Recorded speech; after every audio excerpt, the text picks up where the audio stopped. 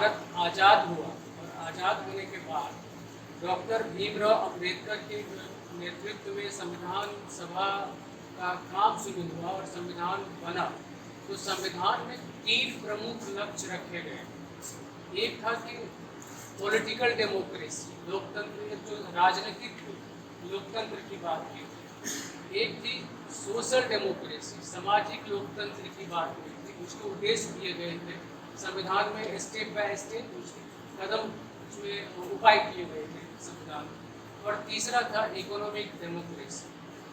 आज़ादी के इतने साल बाद आज हम देख रहे हैं कि पॉलिटिकल डेमोक्रेसी के अलावा बाकी दोनों डेमोक्रेसी का जो अभियान है वो हाशिए को चला गया। वो कहीं से किसी के केंद्र में नहीं है, न तो राजनीति के केंद्र में है, न हम जो बौद्धिक समाज है उसके केंद्र में है कि सोशल डेमोक्रेसी को कैसे आगे बढ़ाया जा सकता है, इकोनॉमिक डेमोक्रेसी की दिशा में क्या किया जा सकता है।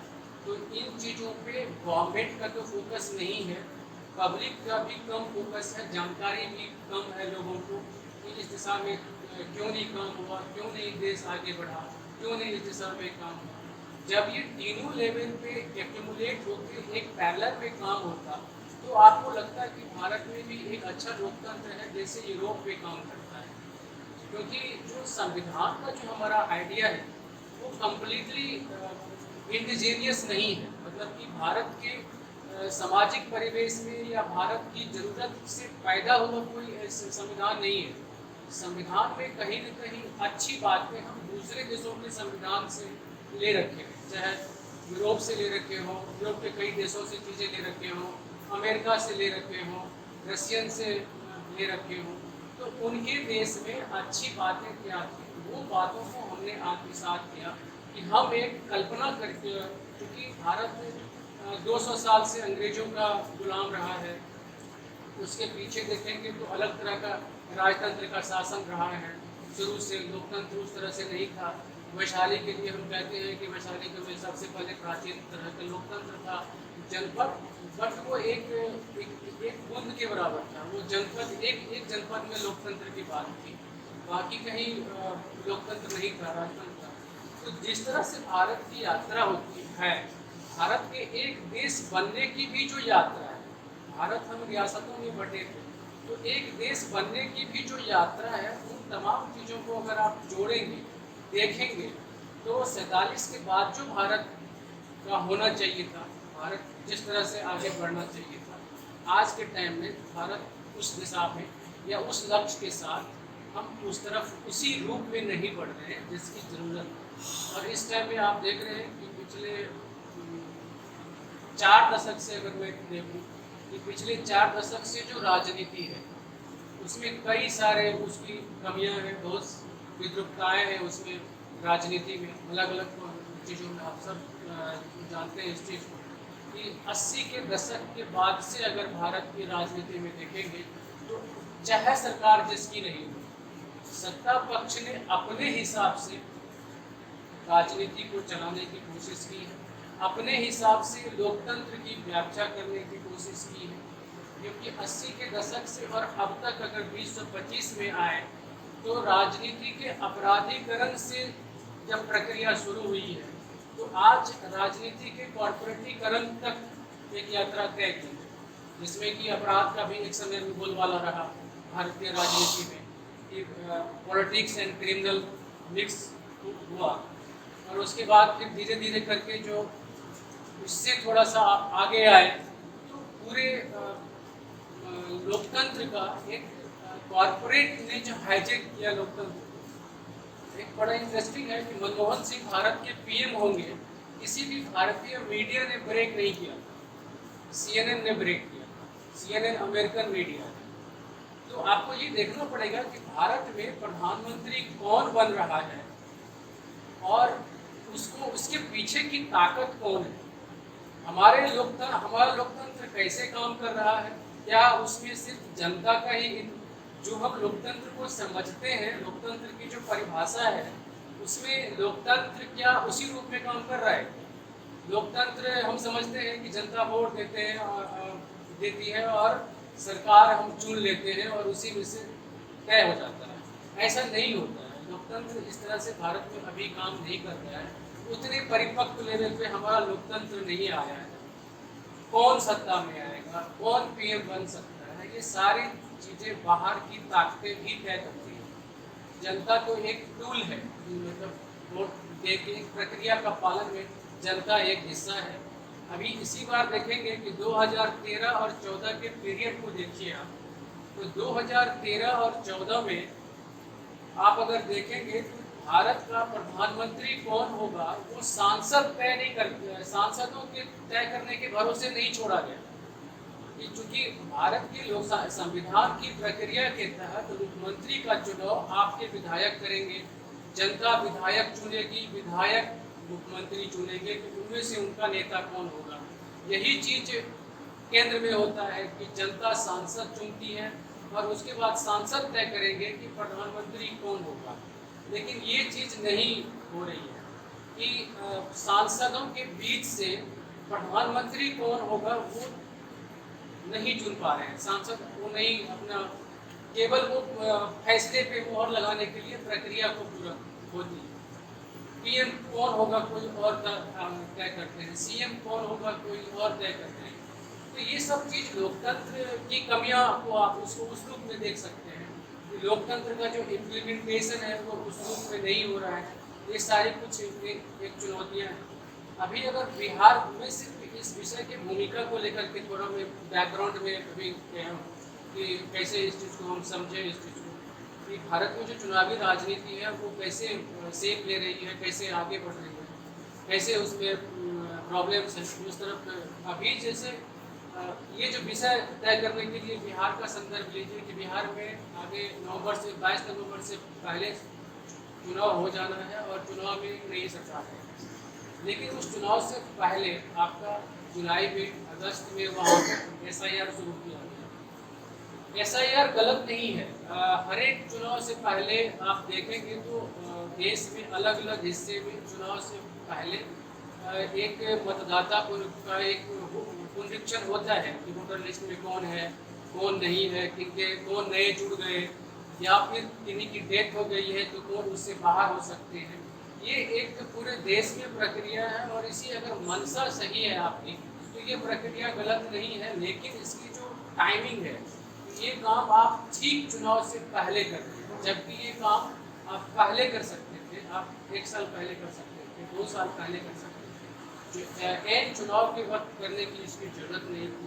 ये एक धीमी प्रक्रिया थी, आप धीरे धीरे करेंगे या फिर इसको एक सतत प्रक्रिया के तौर पे आप रख सकते हैं कि जो कंटिन्यूस एक प्रोसेस, जैसे आधार का प्रोसेस है, ये कंटिन्यूस प्रोसेस चलता रहता है कि आप किसी को नाम जोड़ना है, घटना है, जो भी बदलना है, वैसे ही वो भी एक प्रक्रिया उस तरह से चले कि देश हमेशा मतदाता को लेकर के उसका कौन है कौन नहीं है वो एक प्रक्रिया चलता रहे, रेगुलर चलता रहे, कहने के लिए चलता भी रहता है। लेकिन चुनाव से ठीक पहले बिहार में जिस तरह से किया गया, जो डाटा आया और उस डाटा में विपक्ष का जो आरोप रहा सरकार पे, विपक्ष के साथ जिस तरह से चुनाव आयोग ने कन्फ्रंटेशन किया, ये सारी चीज़ें इस तरह से हुई है कि थोड़ा डराता है, शंका पैदा करती है कि चुनाव आयोग अपना काम करने के लिए कन्फ्रंटेशन कैसे कर रही है, जबकि चुनाव आयोग एक स्वायत्त संस्था है और सभी जनता के प्रति उत्तरदायी है। केवल पक्ष या विपक्ष के नहीं, तो सबके प्रति उत्तरदायी है, सबके सवाल का जवाब देने के लिए उत्तरदायी है। तो इस लिहाज से अगर आप देखेंगे तो चुनाव आयोग का जो पक्ष दिखा वो एक निष्पक्ष पक्ष नहीं दिखा है। कहीं न कहीं उसमें उसको अगर कहिए तो एक कन्फ्रंटेशन करता हुआ देखा चुनाव आयोग, विपक्ष के आरोपों का जवाब देने की प्रक्रिया, जवाब नहीं देने की प्रक्रिया। अब अगर हम कुछ बिंदु है जिस पर कि 1 to 1 मैं चाहूँगा कि इस जो चुनावी राजनीति की चुनौतियाँ क्या क्या है उसको अगर हम देखेंगे तो 3-4 बिंदु है। जैसे कि एक तो चुनाव में, आजकल के चुनाव में क्या हुआ है कि बड़े पैमाने पे धन बल का प्रयोग हो रहा है, ह्यूज मनी चुनाव में इन्वॉल्व है और इलेक्टोरल बॉन्ड सिस्टम होने के बाद भी पैसे का सोर्स क्या है वो क्लियर नहीं होता है। तो ये एक बड़ी चुनौती है कि जो चुनाव में जबकि हमारे लोकतंत्र जो संविधान, जब संविधान का निर्माण हुआ, उसका जो ध्येय है उसमें आप पूरा पढ़ेंगे तो सब कुछ क्लियर है कि एक समान आदमी भी चुनाव लड़ सके, इसका प्रावधान किया गया। लेकिन अभी स्थिति ये है कि एक समान आदमी के लिए चुनाव लड़ना मतलब मुश्किल सा हो गया है कि वो आसानी से चुनाव नहीं लड़ सकता। इतनी सारी इसमें धनबल की एंट्री हुई है। उसके बाद अभी के चुनाव में आवारा पूंजी की एंट्री है बहुत ही स्ट्रॉन्ग तरीके से, जिसको हम आप कॉरपोरेट कह सकते हैं कि अभी पार्टी को कॉरपोरेट फंडिंग होती है, और कॉरपोरेट जब फंडिंग करती है पार्टी को अवैध सोर्स से, तो आप सबको पता है कि कॉरपोरेट अपना हित जरूर देखे। तब उस समय में जब सरकार के फैसले होते हैं और लगता है कि सरकार के जो नीतिगत फैसले हैं वो जनता को केंद्र में रख के नहीं है बल्कि कॉरपोरेट को रख करके, और कॉरपोरेट एक फैसले से, एक एग्जाम्पल 60 के दशक में चर्चित था कि कांग्रेस के सबसे बड़े जो कॉरपोरेट सपोर्टर हुआ करते थे वो बिरला परिवार होता था, घनश्याम बिरला जी सपोर्ट करते थे, और ब्लाइंड कांग्रेस को पैसा भी मिलता था। कांग्रेस पार्टी चलती भी थी, आज़ादी का एक माहौल था, राष्ट्रीयता का देश में माहौल था। लेकिन जब सरकार बनी तो पहला फैसला क्या हुआ कि सरकार के जितने एमएलए एमपी गाड़ी होगा, एम्बेसडर गाड़ी चलेगी। तो ये नीतिगत फैसला था। कंपनी ने आपको कहाँ फायदा दिया और कैसे आपसे फायदा लिया, एक उदाहरण है। मतलब उस समय में जीप घोटाला सबने सुना होगा। ये जो कॉरपोरेट और सत्ता के बीच का जो एक मिली भगत है वो अलग अलग रूपों में, पहले हमारे जो कैपिटलिज्म थी वो क्रोनी कैपिटलिज्म था, यानी कि टाटा बिरला का नाम सुनते हैं। अब का जो कैपिटलिज्म है वो कॉरपोरेट कैपिटलिज्म है कि उसमें कॉरपोरेट भी शामिल है, सरकार भी शामिल है, बैंक भी शामिल है, और स्टॉक मार्केट के जरिए जनता भी शामिल है। तो ये जो पूरे कॉरपोरेट का जो मॉडल है बड़ा खतरनाक है कि कंपनी रिलायंस है लेकिन स्टेक होल्डर 4 है उसमें, बैंक के थ्रू बैंक इन्वॉल्व है कंपनी में, उसके बाद जनता शेयर मार्केट के जरिए जनता इन्वॉल्व है उसमें, सरकार इन्वॉल्व है उसमें नीतिगत तरीके से, और कंपनी तो है ही। यानी अगर रिलायंस डूबती है तो रिलायंस के जो मालिक हैं उसको केवल 18% का नुकसान होगा, बाकी सारा नुकसान देश झेलेगा। और इसका एग्जाम्पल आप लोगों ने सत्यम के समय में देखा होगा, जब सत्यम कंपनी यहाँ पे दिवालिया हुई अपने ही कारण से, क्योंकि उसका जो बैलेंस शीट दिख रहा था वो बढ़ा के दिखा रहे थे ऑलरेडी। जब दिवालिया हुई तो सरकार खड़ी हो गई कि कंपनी को कैसे बचाया जाए, क्योंकि उसमें सरकार भी एक स्टेक होल्डर है, उसमें बैंक स्टेक होल्डर है, और उसमें पब्लिक स्टेक होल्डर है, तीनों स्टेक होल्डर है। तो घाटा केवल राजू का नहीं था, रामालिंगम राजू ही इसमें प्रॉब्लम में नहीं थे, बाकी ये 3 प्लेयर भी प्लेयर में थे। तो कॉर्पोरेट क्रोनी कैपिटलिज्म से कॉर्पोरेट कैपिटलिज्म हो जाने का देश को क्या खतरा है कि जब एक कॉर्पोरेट फेल होगा तो सरकार भी फेल होने लगती है। और इसका एग्जाम्पल आपने दुनिया में स्पेन को देखा होगा कि स्पेन सरकार ही फेल कर गई थी कि जनता का पैसा, ये सैलरी देने के लिए वहाँ पर सिचुएशन नहीं थी, जनता सड़क पर थी और बहुत मुश्किल से संभला। और जब 2008 में मंदी आई तो अमेरिकन इकोनॉमी कैसे ध्वस्त हुआ, बैंकिंग कैसे रोज के रोज खत्म होने लगे। तो ये जो मॉडल ऑफ कॉरपोरेट इकोनॉमी है, पूंजी है, ये उसी के खतरे हैं। और जब कोरोना जैसी चीज़ें आती हैं कि कोरोना आ गया, उससे पहले अलग अलग तरह की जो ये बीमारियाँ आती हैं, तो ये बीमारियाँ लाई जाती हैं, और वो इसलिए लाई जाती हैं कि कॉरपोरेट इकोनॉमी फेल कर रही है। ये कोई कहने को तैयार नहीं, ना दुनिया के में अमेरिका कहने को तैयार है, ना भारत कहने को तैयार है, कहीं भी कोई कहने को तैयार नहीं है, क्योंकि कॉरपोरेट इकोनॉमी एम्प्लॉयमेंट जनरेशन नहीं कर पाती है, पूंजी जनरेशन नहीं कर पाती है।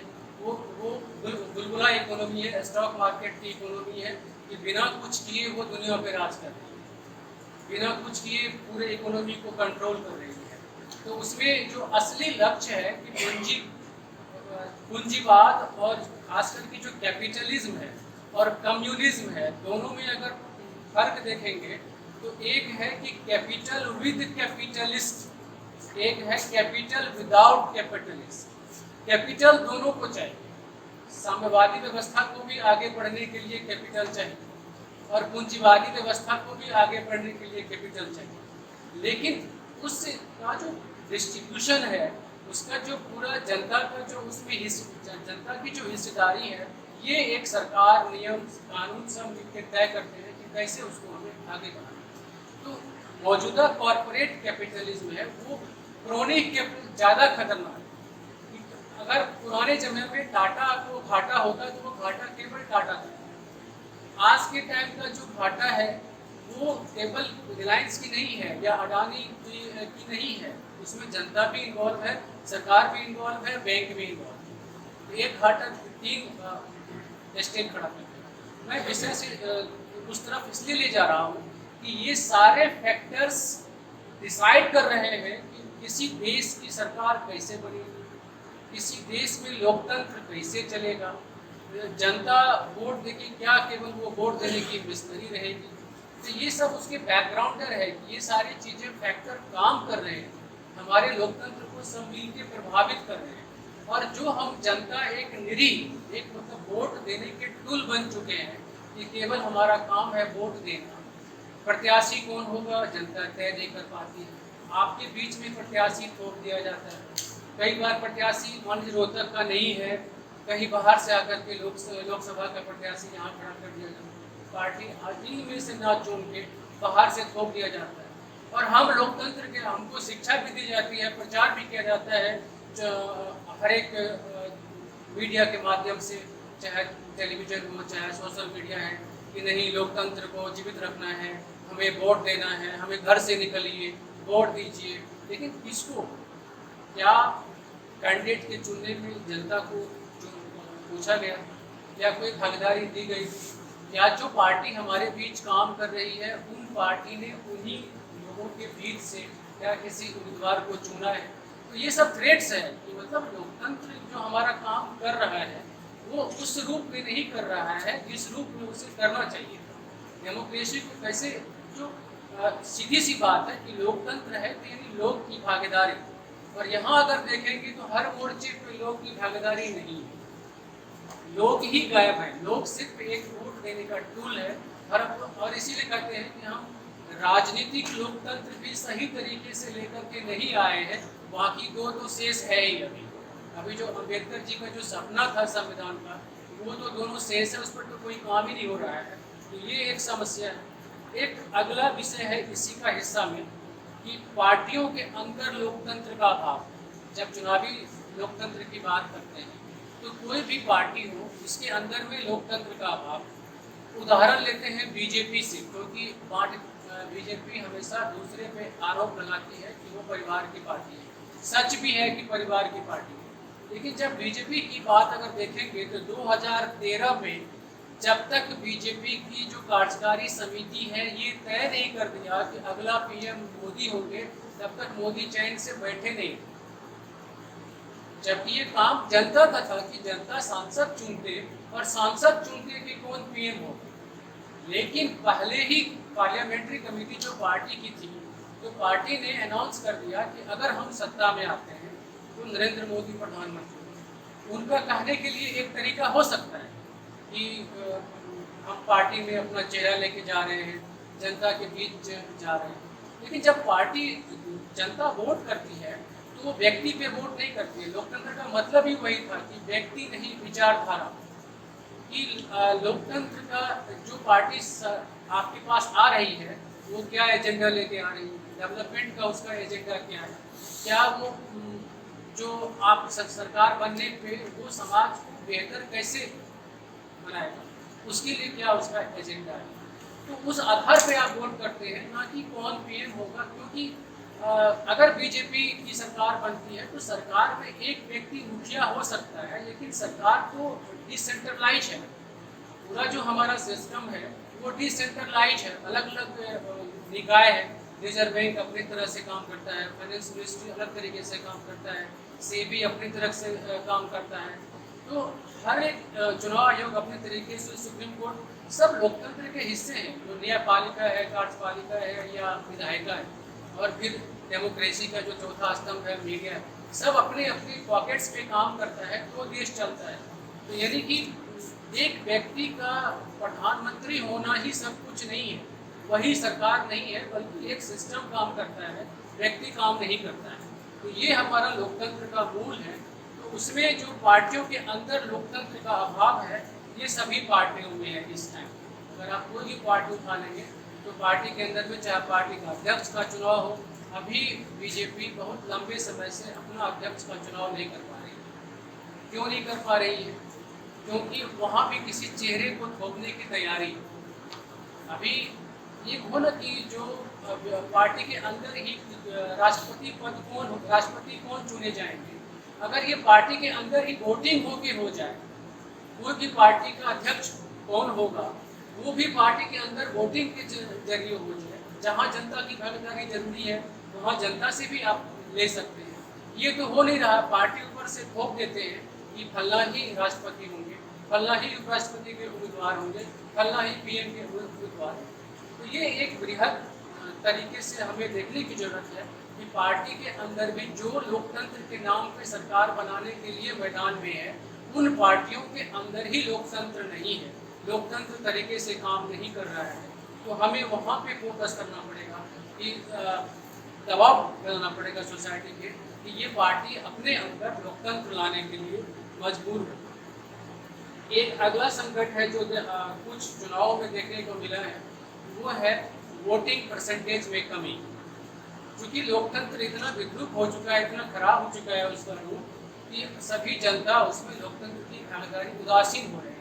वोट देने के प्रति हमारी वो नहीं रही है, क्योंकि सरकारें फेल हो रही है, सरकारें जनआकांक्षाओं पे पूरा नहीं हो रही है और ये किन प्रकार सत्ता चलाने की कोशिश करती है।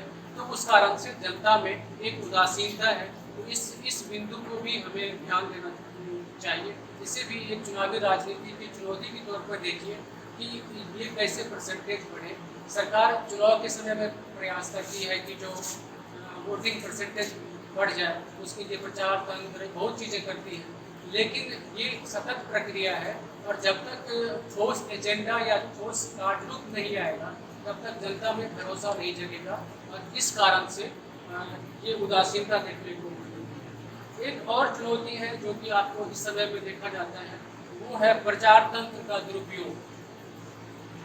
चाहे सोशल मीडिया हो, आप देखते हैं कि फेक न्यूज़ फैलाया जाता है, गलत नैरेटिव सेट किया जाता है मीडिया के जरिए, चाहे टेलीविज़न मीडिया हो, चाहे सोशल मीडिया हो, चाहे प्रिंट मीडिया हो, या फिर इन सब से अलग आजकल तो पार्टियों के और जो प्रेशर ग्रुप है सोसाइटी, इन सब का भी एक चलता है, एजेंडा चलता रहता है।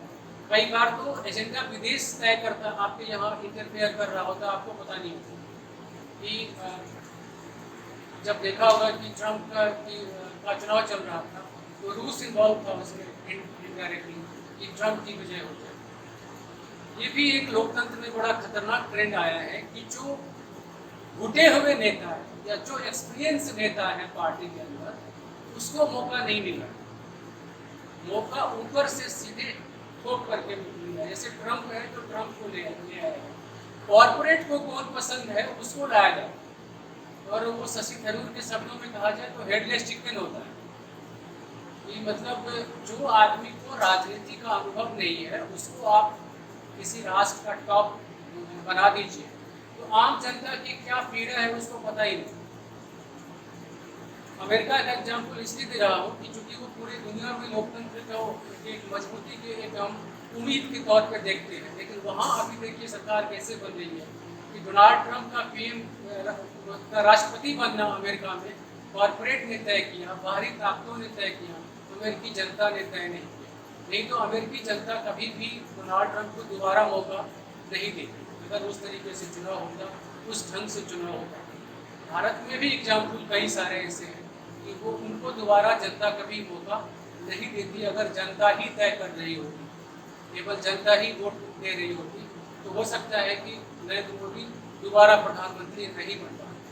2019 का जो इलेक्शन हुआ उसका कुछ रिजल्ट आपको और देखने को मिलता अगर सब कुछ जनता लोकतंत्र के तरीके से ही तय हो रही है। इसमें आप सिर्फ ईवीएम पे मत जाए, जो आपके आमने सामने में मुद्दे झलकाए जाते हैं या जो इशू उठाया जाता है उसके पीछे बैकग्राउंडर में बहुत लोग होते हैं, बहुत ताकतें काम कर रही होती हैं।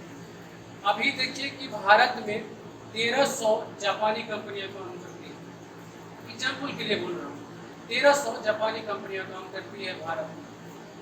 भारत में सैकड़ों अमेरिकन कंपनियां काम करती हैं, सैकड़ों चाइनीज कंपनियां काम करती हैं। तो इस वक्त जो इकोनॉमी है किसी भी देश की, वो इकोनॉमी केवल उस देश के भरोसे नहीं है या उस देश के जनता के भरोसे नहीं है। वहाँ पे बाहरी पैसे भी लगे हुए हैं, बाहरी देश के कंट्री के पैसे भी लगे हुए हैं। तो जब यहाँ सरकार बनेगी तो बाहर की ताकतें भी देखेंगी कि उनके फेवर में कौन फैसला करेगा, उनके हित में कौन रहेगा, उनके पैसे तो नहीं खत्म हो जाएंगे।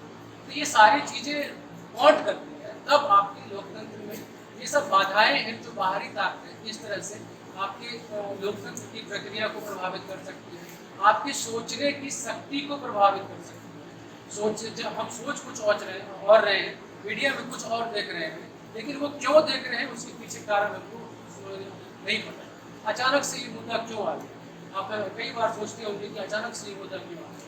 तो वो सब प्लांटेड होता है किसी न किसी के लिए, किसी न किसी जरिए से वो लाई जाती है कि एक चीज़ को आप बुला दें।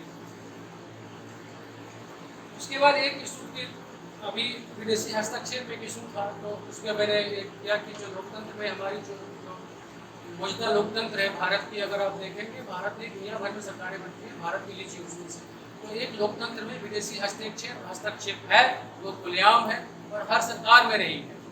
आपने बांग्लादेश का एग्जाम्पल देखा होगा कि बांग्लादेश भारत के रिश्ते बेहतर थे, अमेरिका ने एक रातों रात चेंज करवाया।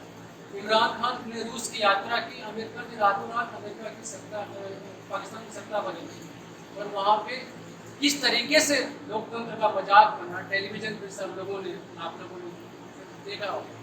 तो वो भी एक लोकतंत्र के नाम पे कैसे, वैसे ही भारत में होती है। भारत में लेकिन पर्दे के पीछे ज़्यादा काम करता है। खुल के थोड़ा बड़ा लोकतंत्र है, बड़ा देश है, तो खुल के कम होता है, लेकिन पर्दे के पीछे सब कुछ होता है। जो विदेशी हस्तक्षेप, अभी प्रधानमंत्री मोदी ने एक बयान दिया कि मुझे जो भी कीमत चुकानी पड़ेगी, तो उसके पीछे मैसेज यही था कि अमेरिकन दबाव भारत पे था, इनको लगा कि मेरी सत्ता जा सकती है, और इसीलिए उन्होंने पहले बयान दिया कि मुझे जो भी कीमत चुकानी पड़े। तो ये सब पता होता है कि कौन आदमी कहाँ पे। उसके बाद एक चुनौतियां जो अभी सबसे महत्वपूर्ण चुनौतियां हैं, उसमें है निर्वाचन आयोग की स्वतंत्रता। वो जो पक्षपात है या सरकार के पक्ष में खड़ा दिखता है आयोग, तो ये एक बड़ी चुनौती है। और जिसमें कि आपने ईवीएम का इशू आपने देखा कि इसी की जो निष्पक्षता खतरे में है। पर ये नई बात नहीं है, ये पहली बार नहीं है। अभी हमको लगता है कि जो सरकार है शायद सारा कंट्रोल करने की कोशिश कर रही है, इसीलिए चुनाव आयोग ऐसा व्यवहार कर रहा है। ये फितरत है इस देश में। हमारे जो चुनाव आयोग है या बहुत सारे आयोग हैं, उनकी एक फितरत रही है सत्ता पक्ष के साथ चलना, और ये पीछे की सरकारों में भी हुई है। हमें जानकारी कम है तो लगता कम है कि ऐसा कुछ हुआ है, और अभी हमें ज़्यादा लगता है। लेकिन ये चीज़ें कांग्रेस ने भी बहुत ही वाइजली बहुत ही कर रखा। टीएन सेशन से पहले किसी को पता ही नहीं था कि चुनाव आयोग भी होता है और चुनाव आयोग की इतनी शक्तियाँ भी होती हैं। तो आप समझ लीजिए कि उससे पहले की सरकारों ने क्या क्या करवाया होगा चुनाव आयोग से, किस तरह से रिजल्ट डिक्लेयर कराया गया होगा।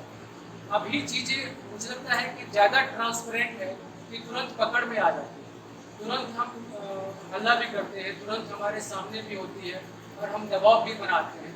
और चुनाव एक तरह से चुनाव आयोग की जो बिहार को लेकर के जो SIR है, SIR के मुद्दे में खड़ा हुआ, उसके अलावा भी जैसे हरियाणा का चुनाव हुआ या महाराष्ट्र में देखा, या अभी राहुल गांधी ने कर्नाटक को लेकर के बोला, इन सारे चीज़ों को देखेंगे तो उसमें लगेगा कहीं न कहीं चुनाव आयोग की जो निष्पक्षता है वो खतरे में है, और उसको अपनी निष्पक्षता साबित करने के लिए सामने आना चाहिए।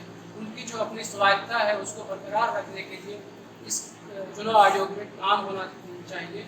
और ये एक चुनौती के तौर पे है, क्योंकि चुनाव कराने की जो पूरी जिम्मेदारी है वो चुनाव आयोग के पास है। इसीलिए उसका स्वायत्त रहना, निष्पक्ष रहना बहुत ज़रूरी है लोकतंत्र की स्थापना में, लोकतंत्र को आगे ले जाने में, लोकतंत्र को बढ़ाने में। इसलिए इसी की निष्पक्षता बहुत जरूरी है। इसके बाद एक सवाल इसी का हिस्सा है कि ईवीएम को लेकर के सवाल उठते रहे कि ईवीएम में कुछ किया जा सकता है, लेकिन टेक्निकली अगर आप देखें तो अगर ईवीएम टेक्निकली काम करता रहे तो उसमें छेड़छाड़ संभव नहीं। लेकिन छेड़छाड़ कब संभव है कि मान लीजिए कि एक ईवीएम जहाँ पे पोलिंग हुई और एक दूसरा ईवीएम भी वहाँ ला के रख दिया, तो जब भी टेस्ट हो, पकड़ मतलब जब भी जांच हो, तो उसमें कभी भी ईवीएम में गलतियाँ नहीं आएगी। ईवीएम बाहर से ला करके उसी चीज़ों को आप रिप्लेस आपने कर दिया, कुछ और तरह से कर दिया, तो वो तरीके से हो सकता है। लेकिन ईवीएम को की जो गड़बड़ियाँ सामने आ रही हैं वो तकनीकी कम है और व्यवस्थागत ज़्यादा है। सिस्टम जो सत्ता पक्ष में उसका दुरुपयोग करने की बात है, तो तकनीकी रूप से ईवीएम अभी भी स्ट्रॉन्ग है। भारत जैसे, जी मेरा मानना है, पर्सनल बहुत लोगों की राय अलग अलग हो सकती है कि ईवीएम तकनीकी रूप से स्ट्रॉन्ग है, अच्छा है, उसका इम्प्लीमेंटेशन पार्ट अच्छा होना चाहिए, और दूसरा कि ईवीएम में धांधली ना हो, एक ईवीएम के बदले दूसरे ईवीएम आ जाए, या और कोई तरह की चीज़ें बीच में जो चुनाव का बूथ से लेकर के और जमा करने के बीच की जो यात्रा है, उस यात्रा में कोई गड़बड़ी ना हो।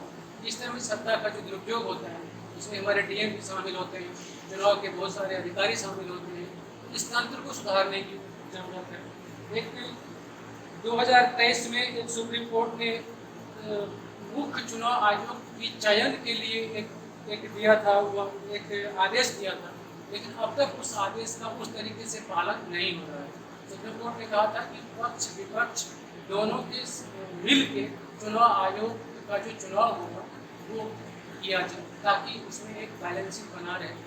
आज ज़्यादातर चुनाव आयोग सत्ता पक्ष की मर्जी से चुने जा रहे हैं, तो वो कहीं न कहीं एक अपने पद को भूल करके लॉयल हो जाते हैं सत्ता पक्ष के प्रति, जबकि उसको जनता के प्रति लॉयल होना चाहिए, सिस्टम के प्रति लॉयल होना चाहिए। तो वो उसमें है। एक जो चुनावी राजनीति की कमी है वो है देश में बार बार चुनाव होना, हमेशा चुनावी मोड में होना, ये एक गलत चीज़ है। और मेरे मानने की कि हम कोशिश करिए कि 5 साल के चुनाव हो, कोशिश करिए कि अधिकांश चुनाव एक साथ हो जाए। ये हर 2 महीने पे, हर 1 साल पे चुनाव हो। उसमें होता क्या है कि चाहे स्टेट मशीनरी हो चाहे नेशनल मशीनरी हो, वो इन्वॉल्व हो जाते हैं चुनावी सिस्टम में। अभी एक मान लीजिए बिहार में चुनाव है, सिंगल एक स्टेट में चुनाव है, अब पूरा देश इन्वॉल्व है, पूरी सरकारें इन्वॉल्व है, लगता है जैसे क्या नहीं कर लेगा वो। तो ये जो चीज़ें हैं कि बार बार चुनाव होने की जो बात है वो भी हमारे एक लोकतंत्र की चुनौती है। इसको लागत होती है। 2019 और 2024 को देखेंगे तो 60,000 करोड़ की लागत तो 19 में गई हुई है। 24 में 80,000 करोड़ से ज़्यादा की लागत चुनाव प्रणाली को मेंटेन करने में आपको खर्च हो रहा है, जबकि सारे सरकारी कर्मचारियों से चुनाव के काम लिए जाते हैं। इसके बाद भी इतने खर्च हैं। उसके बाद चुनाव जो लड़ते हैं वो भी बेतहाशा खर्च करती है पार्टियाँ, तो वो सब खर्चा है। तो इसे कंट्रोल करने के लिए जो बार बार चुनाव होते हैं वो कम से कम नहीं होने चाहिए। एक और खतरनाक प्रवृत्ति देश में देखने को अभी मिल रही है, वो है वोट खरीदने की जो रेवड़ी संस्कृति। चुनाव की में जो एजेंडा, जो घोषणा पत्र है, हमेशा उसमें एक कार्यक्रम होना चाहिए कि अगर मेरी सरकार आएगी तो हम ये करने वाले, ये हमारा एजेंडा होता ये है कि साड़ी फ्री में देंगे, टेलीविज़न फ्री में देंगे, लैपटॉप फ्री में देंगे, और वो अल्टीमेटली जनता के पर भारी पड़ता है, क्योंकि उसी के पैसे से वो काम होता है। तो ये जो रेवड़ी कल्चर की जो संस्कृति है, ये लोकतंत्र को नुकसान पहुंचाता है, लोकतंत्र के उद्देश्य को, क्योंकि हमारे देश में अलग अलग इकोनॉमिक क्लास की जनता है, और उसमें जो बिलो पॉवर्टी लाइन की जनता है वो जल्दी प्रभावित हो जाती है इन सब चीज़ों से कि हमें तत्काल बेनिफिट क्या हो रहा है। अब अगर अध्ययन करिए तो हर एक सरकार, चाहे केंद्र सरकार हो चाहे राज्य सरकार हो, 120 से अधिक, ये मोटा मोटी बोल रहा हूँ, 120 से अधिक परियोजनाएं इस वक्त रेवड़ी संस्कृति को कहीं न कहीं फलीभूत करने के लिए काम कर रही है। तो ये पैसा अल्टीमेटली जो डेवलपमेंट में हो सकता था, या मेरा एक आइडिया है कि जो सरकार की जितनी योजनाएं रेबड़ी योजनाएं सबको आप मिला दीजिए और सिंगल प्लेटफॉर्म चलाइए एम्प्लॉयमेंट जनरेशन, कि कैसे एम्प्लॉयमेंट जनरेट कर सकते हैं, कैसे सिस्टम में आप खड़ा कर सकते हैं, उन सबको जमा कर देंगे तो एक ही योजना चलाएंगे। उसके लिए स्किल डेवलपमेंट से लेके तमाम तरह की चीज़ आप कर सकते हैं। लोगों को भिखमंगा मत बनाइए, लोगों को समर्थ बनाइए, सामर्थ्य उसको क्रिएट करें। ये अम्बेडकर जी का भी गाना था। अम्बेडकर जी स्टेट सोशलिज्म के पक्षधर थे। जिन लोगों ने पढ़ा है अम्बेडकर को, आप सबने ये बात कहीं न कहीं पढ़ी होगी कि उनके थाउट में स्टेट सोशलिज्म की बात थी और उसके लिए वो सरकार को मानते थे कि जो बुनियादी चीज़ें हैं, चाहे शिक्षा हो, चाहे स्वास्थ्य हो, चाहे परिवहन की व्यवस्था हो, बेसिक नीड्स हो, उसके लिए राज्य सरकार काम करे और हर जनता के लिए उपलब्ध करवाए समान भाव से। उससे बहुत फायदा होगा कि जनता को बेसिक, आज मैं बीमार हूँ तो कहाँ इलाज कराऊंगा, ये टेंशन मुझे नहीं होनी चाहिए। बच्चा पढ़ेगा तो उसके लिए एजुकेशन में पैसा खर्चा करना है, ये टेंशन जनता को नहीं होगी। तो उससे क्या होगा कि देश का फायदा होगा कि आदमी इकोनॉमिक जनरेशन के लिए काम करेगा, पैसा जब खड़ा पूंजी बनाने के लिए काम करेगा और लोग जब काम करेंगे तो ऑलरेडी पूंजी क्रिएट होगी। तो उससे देश का ही फायदा होगा अल्टीमेटली, अगर सरकारें उस ज्ञान पे काम करती तो। लेकिन ऐसा हुआ नहीं। हमारी प्राइमरी एजुकेशन को ख़त्म कर दिया गया, प्राइवेट एजुकेशन घुसा हुआ है। जो मिडिल क्लास है वो पागल बने हुए हैं बच्चों को स्कूल भेजने के लिए, कहीं 10,000 फीस दे रहे हैं, कहीं फीस बेवजह के लिए। ये दिमाग का वो है मेरे नज़र में।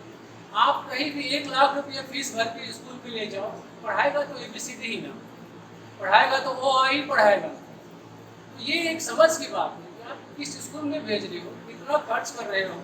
खास करके प्राइमरी एजुकेशन में जो मिडिल क्लास मानसिकता की किस तरह से प्रभावित हुई है बाजार के दबाव में, मध्य वर्ग की, आप कहीं भी भेजिए तो ABCD से Z तक ही पढ़ाया जाएगा, चाहे वो कोई भी पढ़ाए। 1,00,000 फीस दे के पढ़ाइए, चाहे 5,000, चाहे 100 फीस, तो बेसिक तो वही पढ़ाएंगे। 1 से 20 का पहाड़ा ही पढ़ाया जाएगा, कहीं भी पढ़ाया जाएगा, पढ़ाने का तरीका उसका क्या होगा। तो ये एक मानसिकता है जिसका नुकसान है। तो ये एक जो रेबड़ी कल्चर है, इस पर रोक लगनी चाहिए। रेबड़ी कल्चर को जनता भी जिम्मेदार है, जनता को भी हतोत्साहित करना चाहिए। कोई भी पार्टी अनाउंस करे कि मैं आपको फ्री देने वाला हूँ, तो हमारा स्वाभिमान होना चाहिए कि मैं आपका फ्री नहीं दूँ। मनरेगा फिर भी ठीक था, कम से कम काम करके कुछ पैसे देने की बात थी, उसको भी क्रश कर दिया गया। उसमें कम से कम काम करने की कुछ बात होती कि कुछ काम दे रहे हैं, कुछ उसमें से पैसे मिल रहे हैं। लेकिन जो ये फ्री देने का बात है, उसके चलते जनता की जो काबिलियत है वो कमजोर। ह्यूमन क्या है कि जब ह्यूमन स्पीसीज है वो स्वभाव से हम आलसी होते हैं, स्वभाव से हम सुविधा भोगी होते हैं।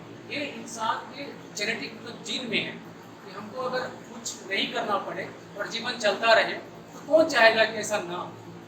वो कुछ करता तब है जब या तो मन में लक्ष्य हो कि हमें कुछ गेन करना है, या फिर ज़रूरत हो, हम नहीं करेंगे तो भूखे मरेंगे, तो वो करता है। इसीलिए जब ये फ्री कल्चर आप बंद करेंगे तो सोसाइटी में नागरिक को आप सक्षम बनाएंगे। और मेरा है कि सक्षम बनाने पे जो SIR की टाइमिंग पे हम लोगों ने बात कर ली है। एक जो चुनाव में अक्सर देखा जाता है कि चुनाव के दौरान पर्यावरण की उपेक्षा की जाती है।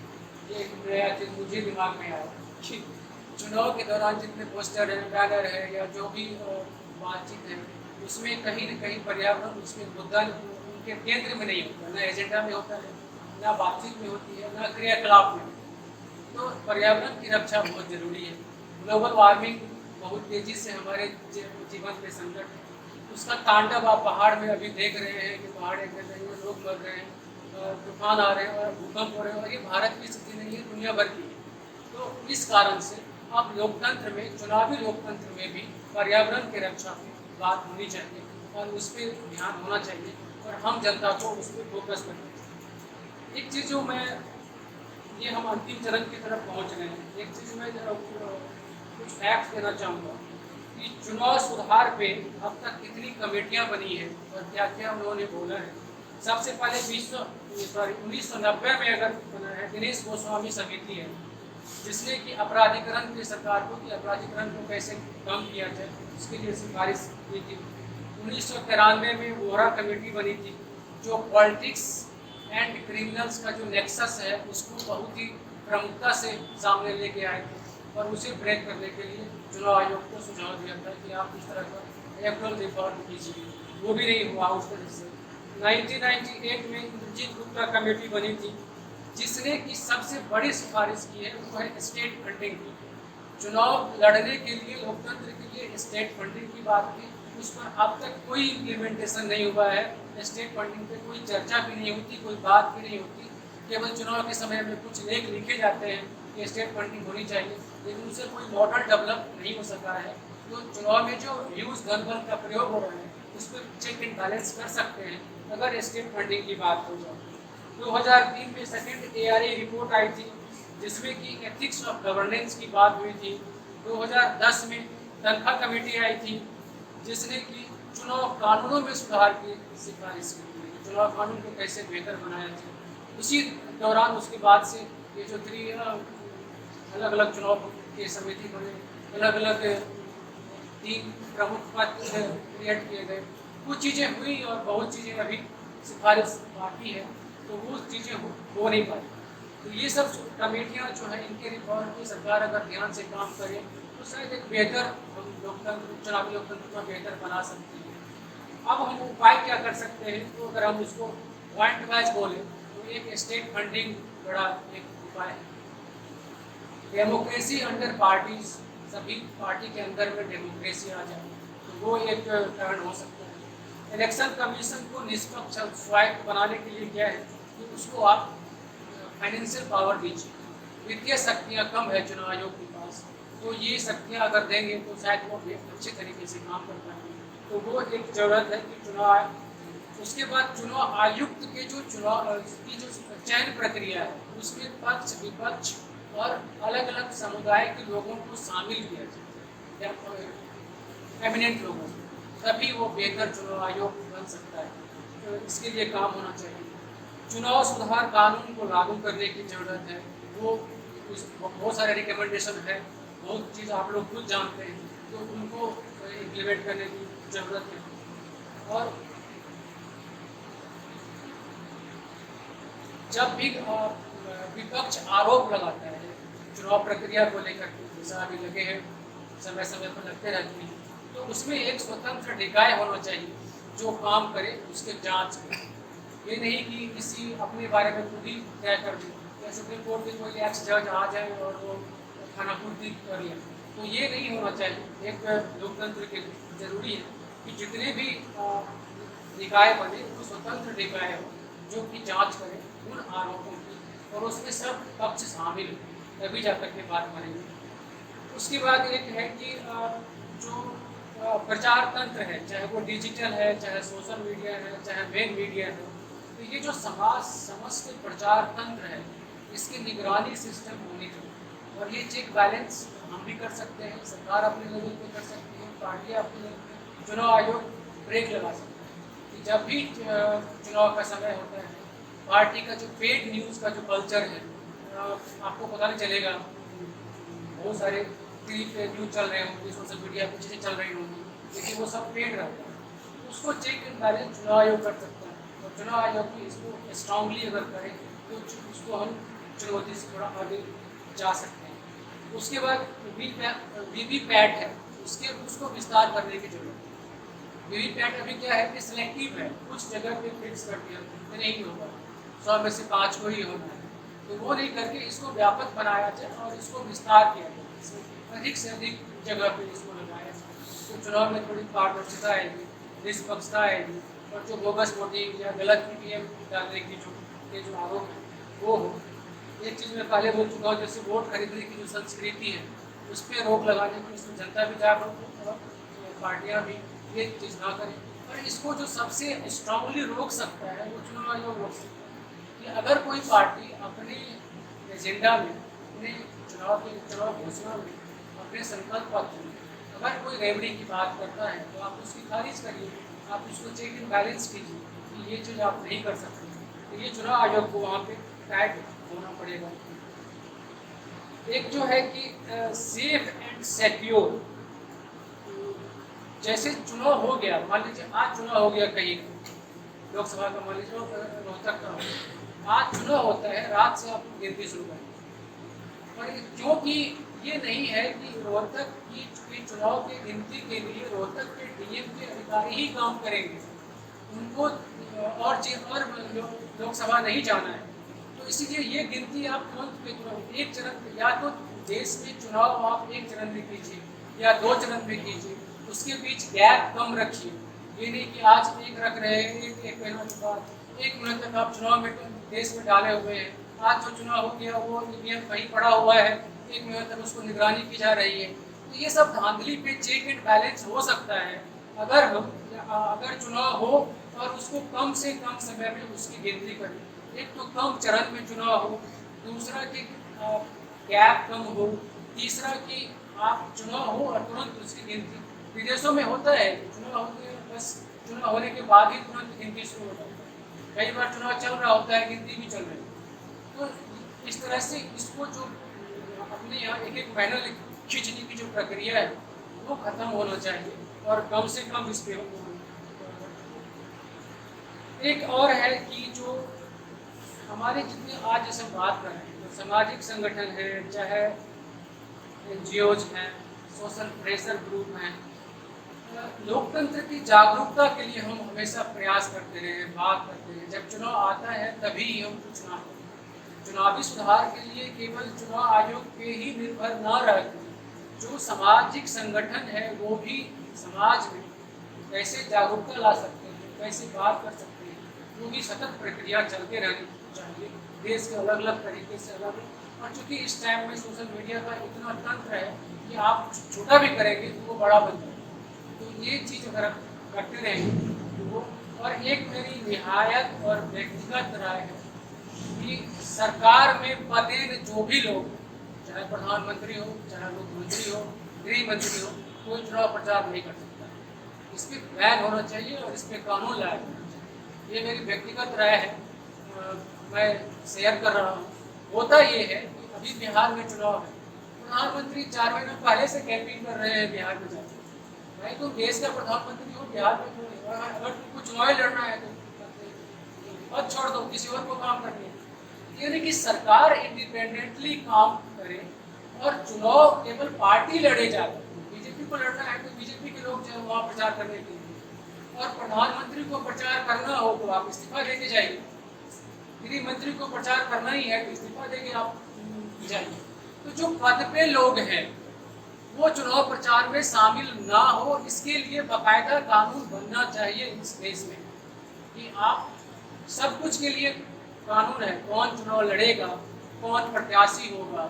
होता ये है कि एक प्रधानमंत्री बिहार में जाएगा प्रचार करने के लिए तो पूरा तंत्र, उसकी सुरक्षा, कितना खर्च पड़ता है, और वो खर्च गवर्नमेंट का पैसा गया अलग से। ऊपर से टाइम देखिए कि बहुत सारी योजनाएं आपकी पेंडिंग रहती है, बहुत सारी चीज़ें आपकी अटकी रहती हैं, और आप वहाँ बोल के आ रहे होते हैं। प्रधानमंत्री आपने जो पद और शपथ ली है गोपनीयता की, उसमें तो संविधान को केंद्र में रख कर के सबके साथ समान व्यवहार के लिए है। लेकिन जब आप बिहार जाएंगे बोलने के लिए तो लालू यादव को गाली देंगे, आप जब बात करेंगे तो तेजस्वी को गाली देंगे। आप प्रधानमंत्री हैं, आप एक पद पे हैं, वैसे ही अगर राहुल गांधी को वहाँ गाली देंगे, बंगाल जाएंगे तो ममता बनर्जी को गाली देंगे, बाकायदा वो सीएम है। तो एक पीएम है, आप पीएम होने के नाते सीएम, आपके नीचे काम करने वाले लोग हैं तो उनका आपको सम्मान करना चाहिए। तो इसीलिए ये स्थिति ही पैदा ना हो, इसके लिए ज़रूरी है कि एक कानून बने देश में, और उस कानून में ये हो कि पद पे रहते हुए कोई भी व्यक्ति अपनी पार्टी के लिए चुनाव प्रचार नहीं कर सकता। अब बात रही कि केंद्र, जब केंद्र का चुनाव होता है तो आप देखते होंगे कि जिस दिन अधिसूचना जारी होती है उस दिन से सरकार अस्तित्व में नहीं रहता है, सब कंट्रोल चुनाव आयोग के हाथ में आता है। तो उसके बाद चूँकि आप पद पे नहीं है तो आप प्रचार कर सकते हैं। जब जैसे मुख्यमंत्री है, जब चुनाव अनाउंस हो जाएगा किसी स्टेट में, अधिसूचना जारी हो गई, तो उसके बाद से उस स्टेट में मौका है कि आप आराम से जाके प्रचार करें। लेकिन पद पे रहते हुए कोई प्रचार ना करे, ये एक मेरी व्यक्तिगत राय है। इस तरह से कानून बनना चाहिए चुनाव की चुनौतियों की इसी भी मैं मानता हूँ, और ये एक उपाय के तौर पर इसको देखा जाना चाहिए। इससे बहुत सारी चीज़ें दूर होंगी कि एक प्रधानमंत्री पद पे रहते हुए इतने बड़े पद पे हैं, जब उसकी भाषा ऐसी होती है कि आप अपने ही नागरिक के खिलाफ बोल रहे हो, वो भी उसी देश के नागरिक हैं, वो भी बस वो केवल, हालांकि आप व्यक्तिगत नहीं बोल रहे होते हैं, पार्टी के कारण, चुनाव के कारण बोल रहे होते हैं, लेकिन अगर मान लीजिए कि उसमें आप जाए ही ना तो आपको बोलना ही ना पड़े, तो इससे पद की गरिमा बनी रहेगी, मुख्यमंत्री के पद की गरिमा बनी रहेगी। तो ये मेरा बस इन्हीं सब शब्दों के साथ मैं चाहता हूँ कि इसको वाणी को यही विराम दूँ। बहुत बहुत धन्यवाद, आपने धैर्यपूर्वक सुना।